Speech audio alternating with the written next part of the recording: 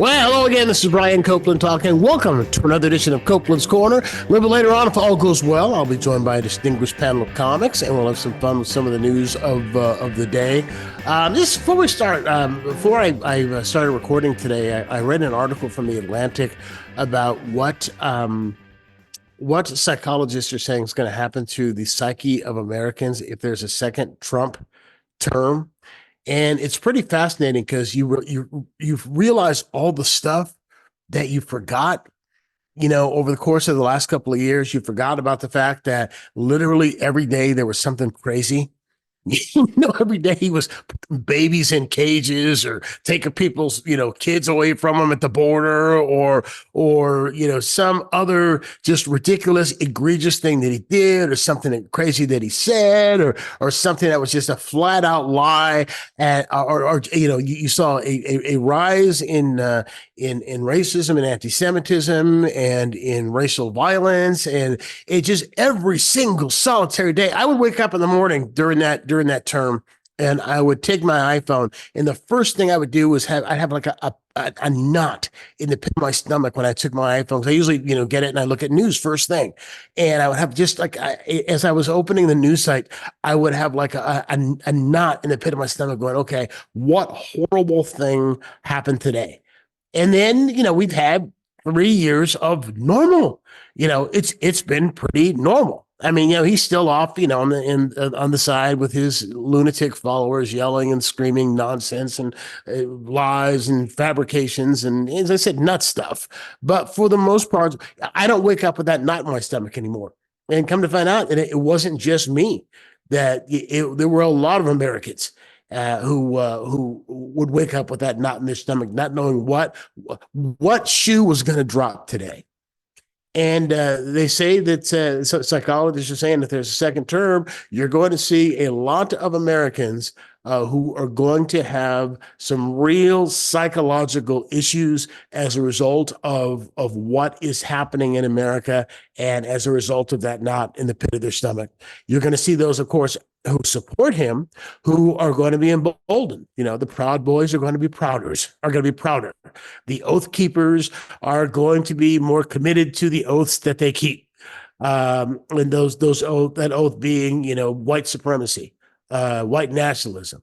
You're going to see those who engage in hate crimes and support hate crimes and support discrimination emboldened. You're going to see those who spout that replacement theory nonsense about how white men are being replaced by women and Jews and people of color. Those people are all going to be emboldened. You're going to see more of them come out of the closet. So it's basically going to be a shit show.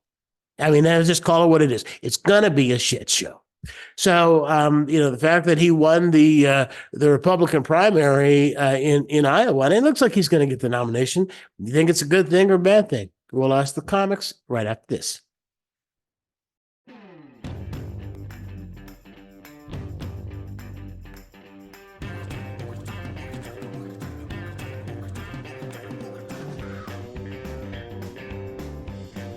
This podcast we call Headliners on the Headlines. This is our second podcast of 2024 and the beginning of our fourth year. Our fourth year of doing this show, if you can believe it.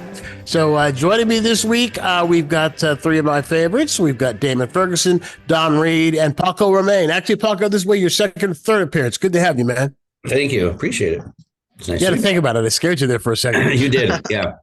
You look like you have a den. I mean, an actual den where you can bring your son in and sit him down for a good talking to. Yeah. If I had a son, he would learn a lot. That's for sure. A firm talking to. Meet me in my den. Don, how you doing, buddy? What's happening? I'm doing very well. Glad to be here with y'all. That was nice and generic. Good to have you as well. I know, right? I don't know where I'm supposed to start talking. Am I talking about what's got jumping off? Are we talking about dating? No, I'm just saying glad to be here. Glad to be okay. I'm just checking in. We'll see where we end up. And Daymon, how you doing, buddy? I'm doing good. I'm here and happy to be here. All right. All right, well, let's start with this. In the open, before I brought you guys on, I was talking about an article that I was reading in the Atlantic. It was an opinion piece about what psychologists are saying is going to happen to the psyche of the American people if there's a second Trump term. And the author talks about how all the stuff that we forgot, about how the news cycle was nanoseconds, about how every day there was something. And I just remember, like, every morning I'd wake up and first thing I do is I take the phone, I check the news, and there'd be a knot in the pit of my stomach thinking, what did this asshole do today? What babies did he put in a cage? And we forgot. Because it's been relatively normal for the last couple of years. We have forgotten. We have forgotten. So these psychologists believe that we're going to see, for most of America, there's going to be some real psychological kind of detrimental psychological issues. But for those who support him, you're going to see the Proud Boys and the Alex, what's his name, with the false flags and the replacement theory people and all those people are all going to be emboldened, and they're going to be waving their Confederate flags proudly. But for the rest of us, it's, so I guess the question I want to ask is this: Trump won the Iowa primary, and he's going to be the nominee. And if it comes down to just about anybody else, with the way the numbers look right now, the polls, if the election is held today, Biden loses against just about anybody else. And Trump is really his best shot of not having the Republicans take over. So do you think it is a good thing or a bad thing that Trump is going to get the nomination? Because he's going, unless something really crazy happens, which is possible, he's going to get the nomination. So thoughts? I think it's a bad thing, no matter what. I mean, even though I don't share most of the policies, opinions with the Republican Party, I do think we need opposition voices to everything, and I would like to see a clear, cogent opposition instead of well, they're taking our jobs. I would like to see a return from crazy. I would like to see normal conservatives that I can dislike. I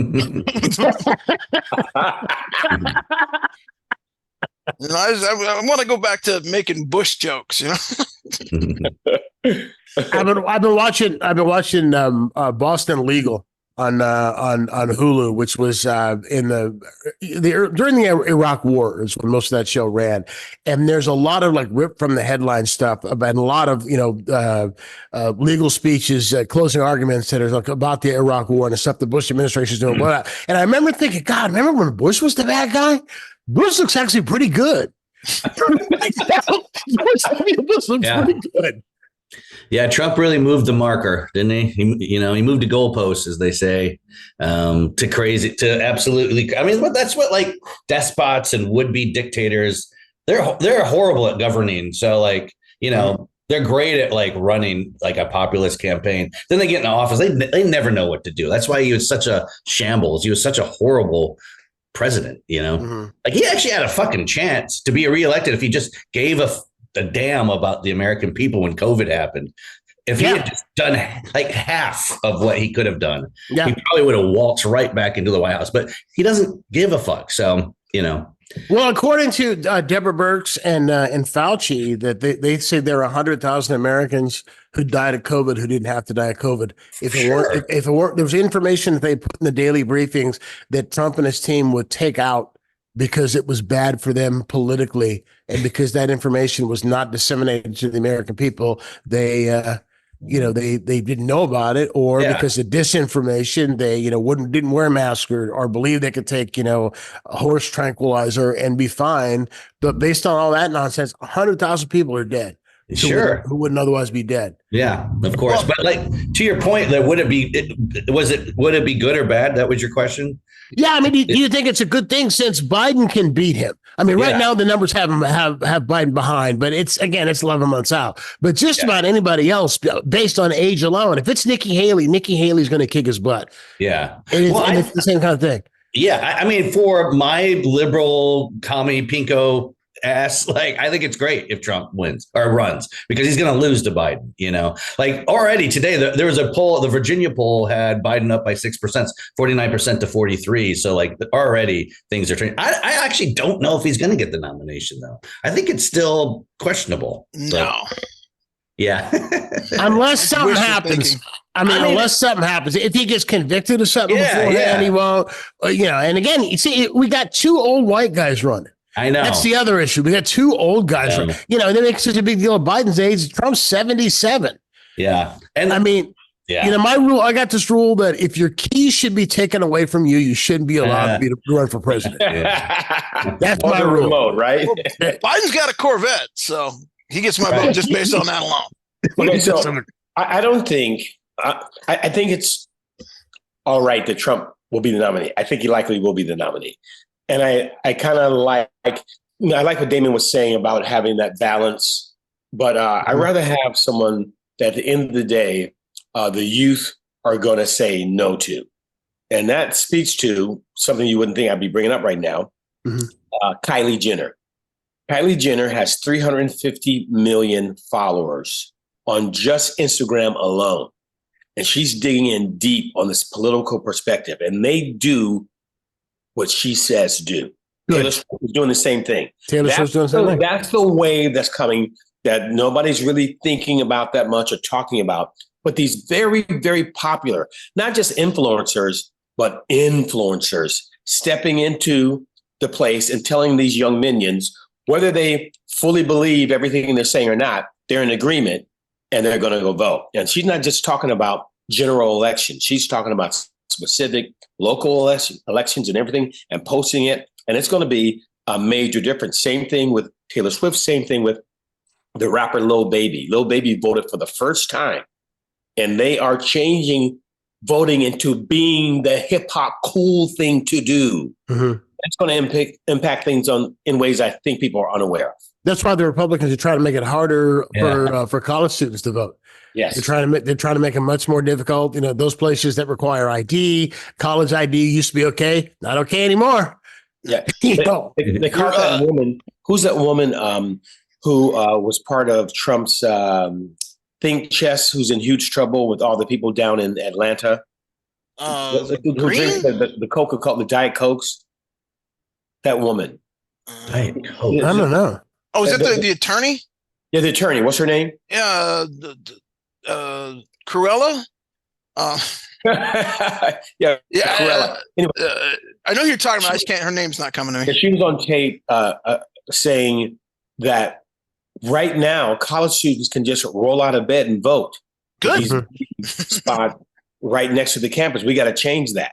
She's on. Oh yeah, I heard that quote. Yeah, I heard that sound because they do not want that because they know the young people are not going to vote for them. No. Yeah. Let me ask you this. Right now, Wednesday, as we record this, we are in the second day of the E. Jean Carroll damages trial. What the deal was is last year Trump was found liable for having sexually assaulted Ms. Carroll back in the 90s, was ordered to pay her $5 million for the assault and for defaming her while he was president and after. So most people would then stop defaming. Well, not this idiot. He continues to say stuff. In fact, yesterday during the trial, literally during the trial, while he's in the courthouse, he's posting on True Social, continuing to defame her. 22 times he posted yesterday while he's in court. 22 times he posted. So what this trial is about is about, it's not about whether or not he did it. This is just simply about how much money should he be fined now? Should he have to pay her for the additional defamation? And her attorneys want it to be a number that's so big that he stops and he doesn't do it again. Okay. So she's saying that she testified today that since he's continued to post about her, she gets a couple of hundred social media posts, emails, messages a day that are slamming her, that are threatening her life, that are harassing her, these kinds of things. And pretty much anybody who comes out publicly against Trump, that's what happens. If the MAGA nuts find out, they come after you. In fact, that happened. Lori Kilmartin you guys all know Lori. Lori Kilmartin got doxxed. she was saying, which I didn't know something she said last year. I think she had a joke. And forgive me, Lori, I'll have to ask her when she's on the podcast again what it was she said, but I think she said something along the lines of, I want to get pregnant by a Republican so I can abort it. I think that's what she said. I think that was the joke she did. Mhm. And they heard it and they went after her and they put her personal information online and she was harassed and the whole thing. So my question for the three of you is that since these people are so extreme, and since those people who follow them, they're extreme as nuts. A lot of them are. Does that have any bearing whatsoever on what you say about him on stage, what jokes you write about him, what you post on your social media? Do you think twice before you go on stage and say, because you don't know who's in your crowd. You have no idea who's in your crowd. So do you think twice that maybe I shouldn't say this because I don't want my stuff on the internet. I don't want my address out there. I don't want somebody breaking into my house with a hammer at 2:00 in the morning. No, I don't. I don't. That doesn't enter my thinking at all. But like I don't. My career, I would volunteer to host the Golden Globes. So that's where my career's at. Like I'll take it on 10 minutes notice. It's fine. You won't be the first. So no, I first of all, I'm not a political comic, so that's not really my wheelhouse. But if it comes up, I wouldn't hesitate at all. No, and honestly, come at me. I'm ready. I'll go back right at you just as hard. So you don't think twice about the fact that you got, because you have a family and you have young children. I do. So that, you make a good point. I probably should, but but I'm just that stubborn and that ornery. It wouldn't enter my. I don't know about you guys, but like on stage, I'm not really thinking about anything but being on stage. Yeah, me too. I'm focused on what's going on in that room. What's the material I want to present? What's going on in the room? And in the head, out the mouth, as much as I can. And I try not to filter too much. I mean, there's some filters that are necessary, Sure. but no, I'm not allowing other thoughts in on stage. So, and that may be foolish in light of what you're talking about, but that's the way it is. Paco, are you thinking twice about what you say about him on a stage? Oh man, about Daymon? Yeah. About Daymon, because there's a real danger based on what you say about Daymon. Dude, Damon's very, very smart too. I would not go after that dude. But with Trump and those, I mean, I have for sure. I can't lie. I have. Yeah. When he first got elected, I studied poli-sci in college. I love politics. Me too. That was my major. Yeah. So, like you and I, we love mixing it up with this stuff. I was doing it a lot when Trump first got elected. And then people definitely came after me. I had people on Twitter like blowing up pictures of me so that I looked even worse, and then they would be posting like these giant photos of me and like coming after me and stuff. And I had one guy a guy who used to book me in Texas, sent me an email just like, do you want to not work again? Is this what you're after? Like he was like, why are you going after Trump? You're losing half your audience. And I was like, if that loses, that's the half audience I don't want then. I mean, Thank you. Exactly. That's my thought. That's exactly how I think about it. If I'm let me get this straight. So unless I shut my mouth, I will lose all of the racists and the bigots. There you go. Who come out to see me. I better shut up then. Bye-bye. I was like, well, I don't fucking. So like, I've done gigs. I'm sure that all of us have in areas of like California or the country where they say, hey, these are kind of right-leaning folks. There's a lot of pickup trucks in the parking lot. Yeah. And I will hedge a bit, because some nights I just want to have fun and be funny and not have to, go and run to my car after a set. It's always fun though.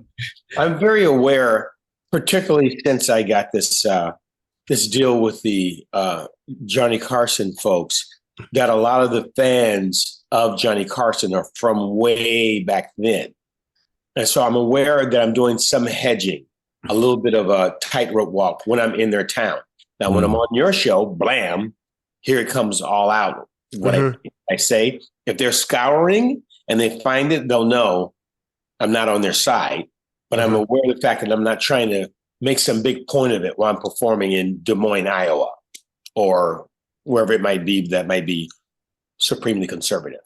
I remember when Leno first took over for Carson, and when Leno spent 5 years as the fill-in host, he was like super just sharp and edgy, and then all of a sudden it just got dumbed down.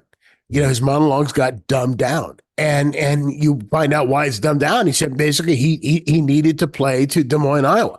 He needed to place in Omaha, the people at Omaha, Nebraska, who are watching to be invested in it. Otherwise, we're talking about sheer numbers, but it wasn't edgy anymore. It wasn't. It was just kind of, He said to me directly, bland. If I want to keep the largest audience, I have to do a smorgasbord, Don. It has to be a smorgasbord of comedy. It's got to be a mixture of political, cutting both sides. It's got to be some penis jokes. There's got to be this, that. Or if I don't have that broad, it says it's broadcasting for a reason.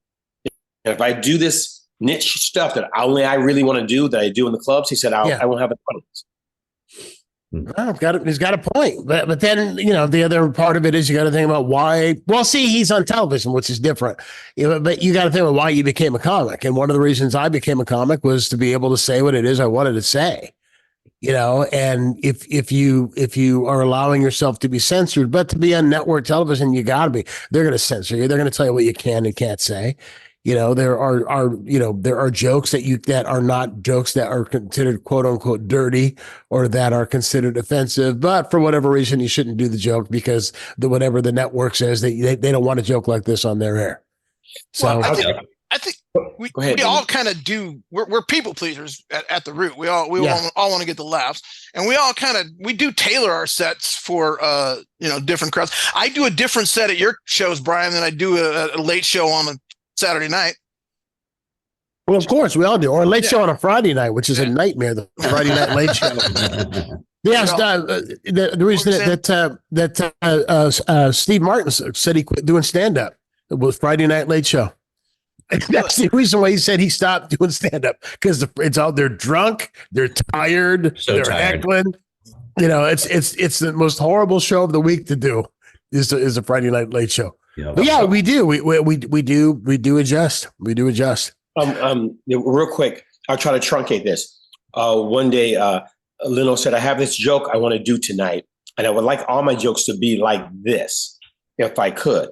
The joke was about how NASA was putting together a bunch of musical tones and artists to launch into space to see if aliens would listen to it and maybe communicate with us. He said, and yet our friends from Mexico can't cross the border. You're willing to make contact with people from another planet. But the people right here can't come over the border. He said, I would love all my lineup tonight to be that. He said, but I want to have an audience if I do that. Yeah, that's a great joke. Yeah, that's a good joke. Reminds me of the jokes that Arsenio used to do about why there were no black astronauts. And that's the reason being is because nobody wants to say yes, NASA, no NASA. I forgot about that. Great joke. Great joke. Right. Yeah, I remember that. There are some jokes that you hear and you go, I wish that it was right there. Why didn't I think of that? It was right there. It was right there. Me and Paco can't do that one, but okay. So let me ask you this question. You said me and Paco can't do that one. Forbes has got an article out today about how because interest rates are so high that you're seeing a large number of people, a boom in the number of people who are going to their parents and their grandparents to borrow money to either get a down payment for a house or to pay off credit card debt. And, when you look at that, you got to think about generational wealth and how people of color, for the most part, have no generational wealth. And a lot of it has to do with housing discrimination from 40 years ago, where your white peers, parents and grandparents could buy a house that was 20 grand then, that if the family held on to it today, it's worth, in California, perfect example, worth over $1 million in the Bay Area. A house that in the 60s cost, $27,000 is worth well over $1 million in the Bay Area right now. So generational wealth is a real issue. I have no parents, no uncle, no grandparents, nobody like that I could go to borrow for a down payment. And I'm curious between the three of you, were any of you or are any of you in a position where you could go to if you needed to buy a house? Is there somebody in your family? Is there a parent? Is there a grandparent who would lend you the 20% down at a lower interest rate than what it is you'd pay if you got it from a bank and so forth? Could you go to them to get you financially ahead if you needed to? Nope. My mother's an Don't extraordinary you woman. think about it? No, you didn't think of it. No. My mother's an extraordinary woman. She, we were living in trailer parks, and she went to school at night and became a lawyer and lifted us up out of that. But by the time she was done, she didn't have any money left, and now she lives with me. So no, and I've never had that. But to your earlier point, you reminded me of something. I remember when we sold my mom's house, I got to look at the original deed. And on the original deed, and this is a house in San Jose, it said that you couldn't sell it to non-white people. Well, that's right. Yeah, race covenants were very, very common, and they started in California. A lot of, in my book, Not a Genuine Black Man, I write about the history of it when I was researching. I was shocked by some of the stuff I found now, and it started in San Francisco with the Chinese because the Chinese were here to build the railroads. But white people did not want them moving into their neighborhoods. So they started putting race covenants in the deeds, and it happened around the country. The house that I live in here in the Bay Area, my house, the original deed says that you must be a Caucasian in order to live here. Yeah. It's actually in the deeds. In San Lorenzo, California, which is a suburb of Oakland, and not far from where it is that I live, it was one of the first planned communities built in the 50s. In the homeowners association's bylaws, it says that the house cannot be sold or transferred to anyone other than a member of the Caucasian race. Now, they were the race covenants were invalidated by the Supreme Court in 1948, but the homeowners associations were still allowed to get around them until fair housing laws got passed, like in the early 70s, late 60s, early 70s. But for years. But that's the main reason that you see such a disparity in terms of generational wealth. As I said, I got a friend whose wife inherited the family home, and it's worth $800,000 or $900,000. And her father bought it in 1966 for, I think it was $24,000 or something like that. And so now she reaps the rewards of that. And the place where that home is, my father could not legally have bought that house there because of what the association bylaws were. You had to be white. So that's why you see such a disparity in terms of generational wealth. How about you, Paco? Is there somebody you can go to if you wanted to buy a house right now and you needed a 20% down payment? Is there anybody you can go to in your family? You got a grandmother, you got an aunt? Is there somebody you can go to? Yeah, many. Really? Yeah. You said many? Yeah. I need to hang out with you then. We all do. I mean, it's just the truth. I could go to 4 or 5 probably different people. Wow. In my life. Yeah. For a down payment. For a house down payment. Yeah. Okay. Without getting too specific and into people's business, I'm just curious. What are the circumstances? Because I'm assuming you are Latino. No. You're not Latino. No, I'm white. I'm a white dude. Paco's a nickname. I've always thought you were Latino. No, sir. Sorry. No. Sorry. Well, that explains it. Yeah. Now, why did I even ask you? I thought you were Latino. I thought you were going to say, no, we just got here. Like my grandfather, he picked grapes, and that's why I thought you were going. But no, he's got 4 or 5 of his white relatives. But that's wonderful. That's wonderful. That's great. Brian roasted me. That's awesome. Oh my goodness. Oh, that's so funny. That's the best. Don, I know you don't have any money, so I know you go ahead. Hold on. No.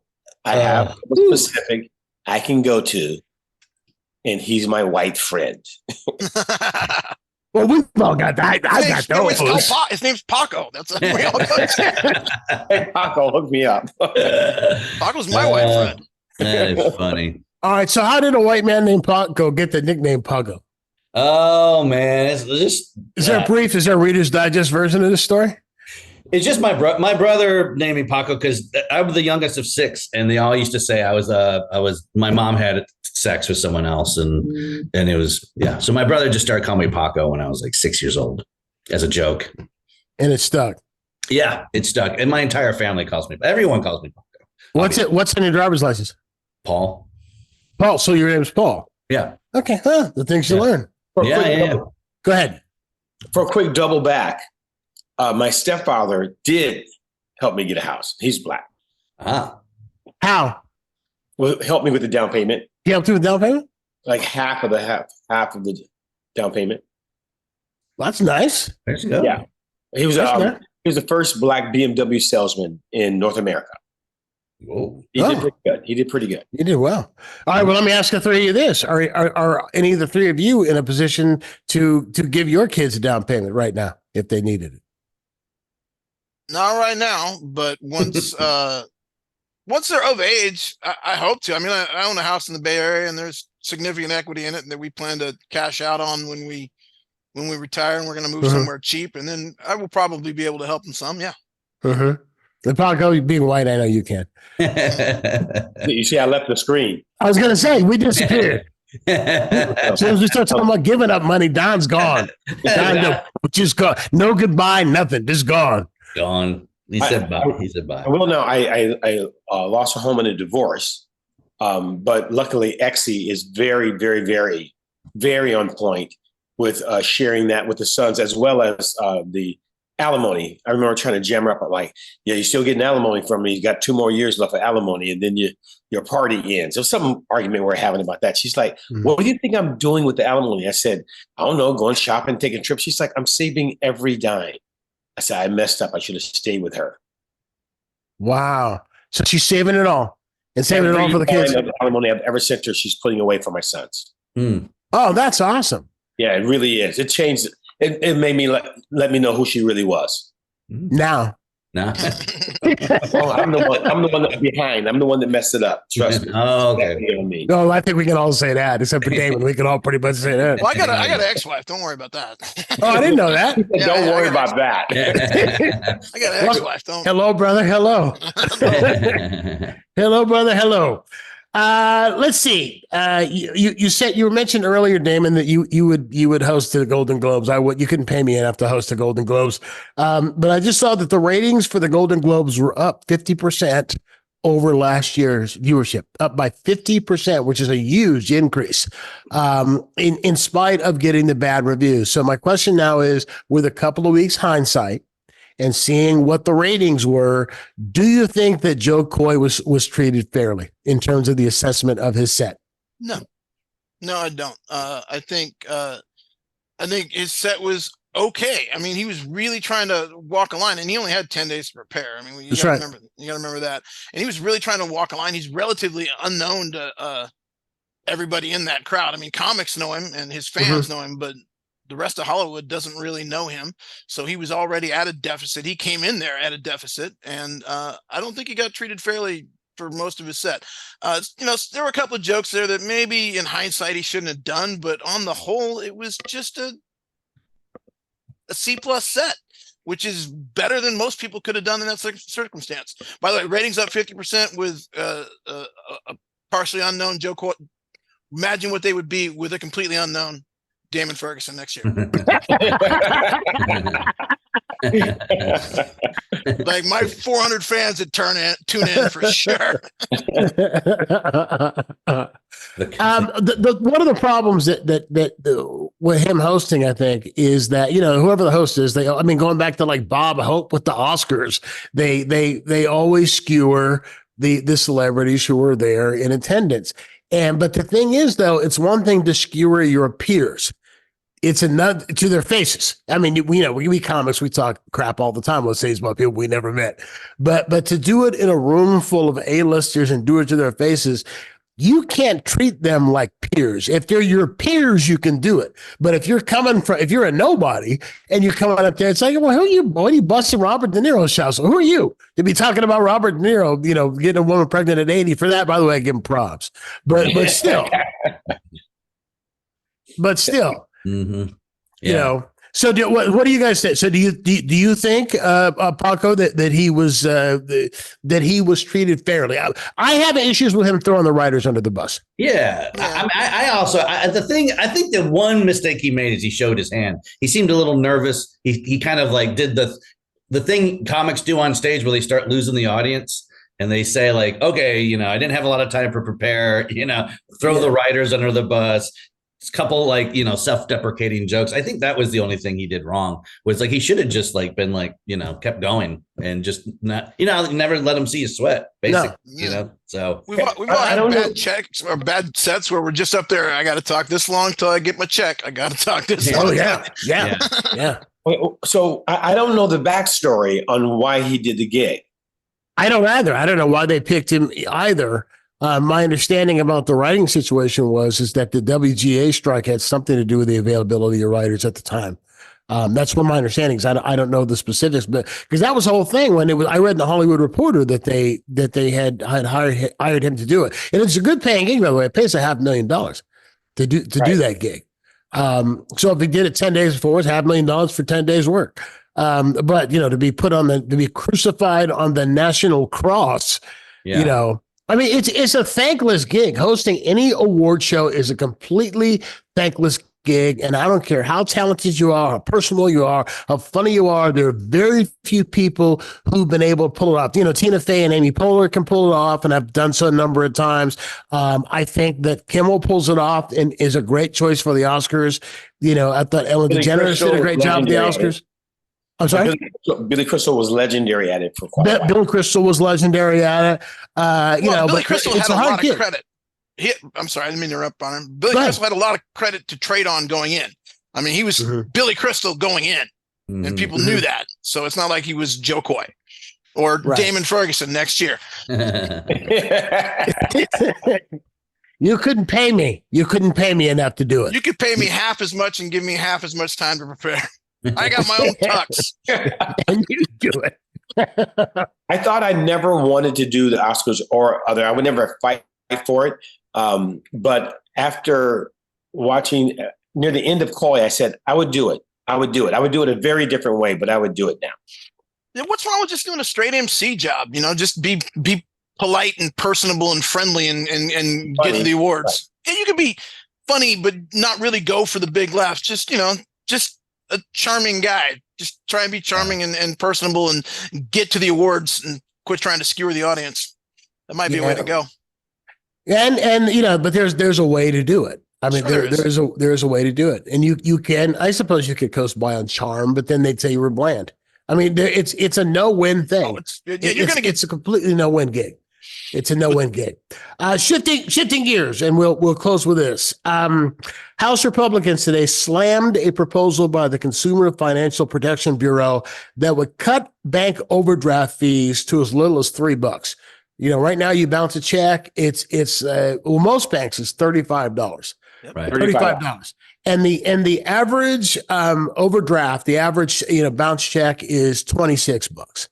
Wow. So the Biden administration has been, they're going after junk fees, like the extra, fees you got to charge if if you buy a concert ticket and they tell you it's X amount of dollars and they don't tell you they're throwing on a $20 surcharge till you're paying for it, that kind of stuff. So they're fighting junk fees, and they say the people who are getting hurt most by this are the people who are in the middle class.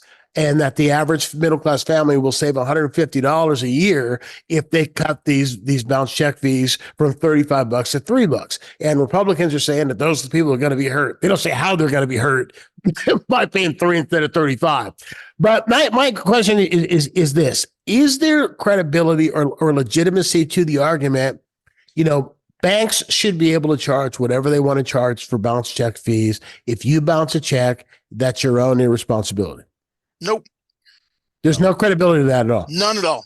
First of all, they don't have now. Bounce check. All right. Well, bounce check fees are different than overdraft fees. Overdraft fees. Okay. What's the difference? Well, the bounce check fee is you bounce a check and they have to return the check, but they don't pay it. An overdraft fee is you overdrew your account. They paid out money, and then they charge you a fee. So, like if you buy something with your ATM card and you overdraw your account 35 cents, you get hit with a $35 charge. Yeah. Yeah. They have they don't have to clear those transactions. Right. And they don't give you a way to opt out of clearing those transactions. So no, I don't think they should be allowed to collect those fees. It's usury.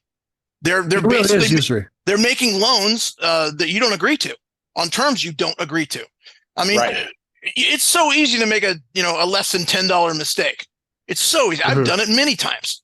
I've forgotten to make transfers into accounts and overdrawn my account. Buying a soda. Yeah. And that soda ends up costing you $35. Exactly. And it makes me angry every time. Because they should just not clear those transactions, or there should be a way for you to opt out of them clearing those transactions, because otherwise they're giving you a loan that you didn't ask for at terms you didn't agree on. Okay, but they still charge you even if they don't pay it. They still charge you even if they don't pay it. Well, but does it? Yeah, they do. But does it need to be $35? I don't think so, because that doesn't reflect their cost. That shouldn't be a profit center for them. And it is. I mean, they're making it's a huge billions. Profit. I mean, literally billions of dollars just from that. A few years ago, Wells Fargo got busted for reordering debits from accounts so that they would maximize fees. So, for example, you bought a coffee and you bought some gas, and then you had a flat tire on your way to work, and you had to buy a tire, and you knew they were going to charge you $35, but you got paid tomorrow. And it was going to be all right. But they reordered it, put the tire first, so it overdrew your account, and now you're paying. Oh, wow. Yeah, that's what they were doing. And they made billions doing that, and they paid a $10 million fine. It's not even a deterrent. No. Yeah. I mean, the math doesn't work on that. And that kind of thing is rampant in the banking industry. The banks are a big thing for me. I hate them. I wish they would all go away. I don't like them. Credit unions should be what you use. Oh, I love credit unions. Yeah. You can use banks, but and those junk fees, those overdraft fees, it's usury. It's like a payday loan. It's that bad. Yeah. Yeah. So I got no sympathy for them at all. Well, burn them down, people. I said so. See, now you got the MAGA people and the banking people out there. and the Golden Globes. You're and the Golden Globes. See, you lost half your audience. Yeah, actually, maybe with those checks, maybe you didn't lose half your audience. Paco, where can people see you? Hey, I'm going to be at Rooster Teeth Feathers this weekend, and then I'm going to be at Max in Fairfax next week. Thank you, Don. So, yeah. And I got a bunch of Sketchfest shows coming up. All right. Yeah. Well, always a pleasure to have you, man. Thank you for doing it. I appreciate it. Much. Yes. Don, now you have a lot of stuff going on, my friend. What's going on? I'm heading out to DC to do the Never Too Late show at the Alden Theater. I want to turn you on to them. They love to mix up the cultural landscape and what they present there. So I'll do the Never Too Late show with the Johnny Carson footage featured in that show. Coming back Sunday, I'll be at Max doing Comedy and Music Sundays. Tuesday. Yeah, where's that? Because folks are watching us from all over. So tell them where Max is. Max is a venue in Fairfax, California that has comedy and music. Mm-hmm. And Sunday is Comedy Music Sunday, stand-up and musicians. And then every Tuesday is All-Pro Comedy Night, every Tuesday. And Paco's going to be there soon. Damon, I'd love you to come out. I'd love to do that. Brian, you're welcome as well. And then very special to me, every last Thursday of the month, Redwood Nights at Deer Park Villa, Storytelling Under the Stars. It's an unbelievable night. And the next one is January 25th at Deer Park Villa in Fairfax. All right. And Damon, where are you? I'm coming off a 8-month personal hiatus, but I'm gearing back up. Check DamonFerguson.com for upcoming dates. All right. Daymon Ferguson, Paco Romane, Don Reed. Always a pleasure, guys. Thanks for doing the podcast. Thanks. I appreciate it. Thank you. See you guys. And that's going to do it for us for this week. We will check you out next week. If you like what it is that we do here, please support us in a number of ways. One is by telling your friends, send the link to people. Another way you can do it, if you're watching us on the YouTube feed, is to subscribe to the YouTube channel, Once we've got 1,000 subscribers, then rather than recording this and then dropping it later, we can actually broadcast this live over YouTube. So I'm going to ask you to please subscribe, get your friends to subscribe. Also, if you go to whatever platform you're listening to us on, if you're listening to the audio, and give us a 5-star review, that helps us as well because it helps people to find the show. So I will check you out next week. Till then, be kind to your neighbor. He knows where you live.